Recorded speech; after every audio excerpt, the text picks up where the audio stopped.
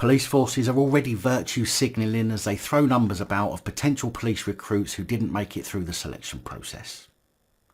Essex Police Chief Constable Ben Harrington has said that 93 people were rejected from the applications because they were not suitable.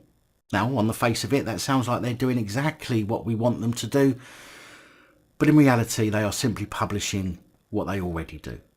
Never in the history of police recruitment has every applicant been accepted, with tens if not hundreds being rejected, but the numbers are never publicised because it's of no consequence to the public. However, since the HMICFRS report about how many people in the police are unsuitable, the police forces are now publicly announcing the number of recruits that they've refused.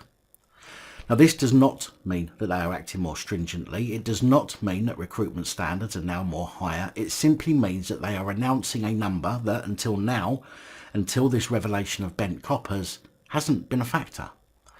But if the police can grab hold of anything and make them try and look good, they will, and this is an example of it.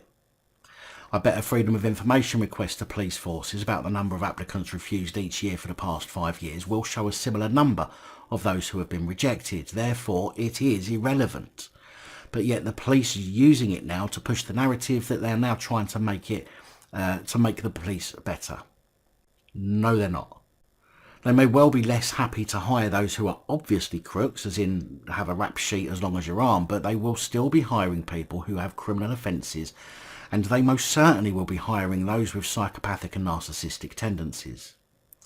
Chief Constable Ben Harrington said it was an immensely proud day as they saw 74 new recruits pass out on Friday, but revealed Essex Police rejected 93 applicants last year.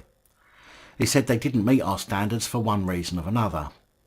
Of course, being very careful not to say why.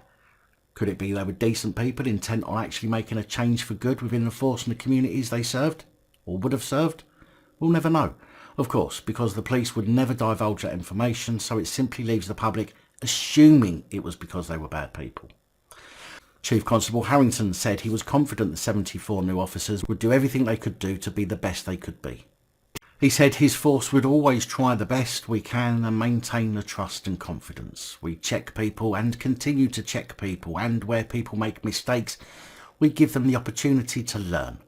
If they're genuine mistakes where they try to do the right thing for the right reasons, then we give them that chance. But clearly, as the public would expect, where they breach that trust, where their integrity is called into question, we'll deal with that, and we don't want them in policing.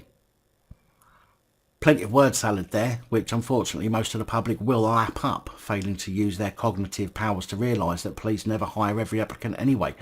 And in the current climate, simply throwing a number out there for the public to lap up over the number of recruits not taken on when it's the same every bloody year anyway, and yet criminal plods still get through, is a great piece of propaganda to use.